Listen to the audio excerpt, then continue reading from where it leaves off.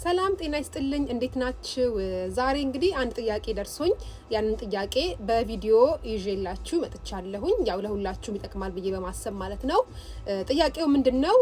ሪፊውጂ ያላችሁ ግሪክ ሀገር ላይ ኢትዮጵያውያን ማለት ነው ሪፊውጂ ጥያቄ ጠይቃችሁ ከዛ አክሴፕት ሳያደርጓችሁ ሲቀሩ ወደ መጣችሁበት ሀገር ወደ ኢትዮጵያ ይመልሳሉ ወይ የሚል ጥያቄ ነበር የደረሰኝ። ያገኘሁት ኢንፎርሜሽን እሱም ምንድነው እናንተ ሪፊውጂ ጥያቄ ጠይቃችሁ እምቢ ካሏችሁ ማለት ነው እሺ ብለው አክሴፕት ካላደረጓችሁ ወደ ኢትዮጵያ ሳይሆን የሚመልሷችሁ እነዚህ ዩሮፒያን አገራት ያወጡት ህግ አለ እና ህጉ ምንድነው ከሚቀጥለው አመት ጀምሮ ነው የሚሰራው። አሁን ላይ ግን እየተጠቀሙበት አይደለም። እሱም ምንድነው ከ2017 ጀምሮ ወደ ሩዋንዳ እና ሌሎች አፍሪካ ሀገራት ካምፕ አዘጋጅተው ወደዛ እንመልሳለን ነው ያሉት ማለት ነው። ስለዚህ እናንተ ሪፊውጂ ጥያቄ ጠይቃችሁ ካልሆነና አክሴፕት ካላደረጓችሁ ቀጥታ ወደ ኢትዮጵያ ሳይሆን የሚመልሷችሁ እነዚህ አፍሪካ ሀገራት የሚያዘጋጃቸው ሩዋንዳ እና ሌሎችም እንግዲህ የሚያዘጋጃቸው ሀገሮች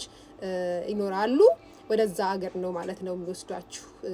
ከሚቀጥለው አመት ጀምሮ ነው ይሄ ህግ ይሰራል ብለው ያሉት ማለት ነው። ያው ለሁላችሁም ይጠቅማል ብዬ አስባለሁ። በተረፈ ሁላችሁም በያላችሁበት ሰላም ዋሉልኝ። ቻው ባይ ባይ።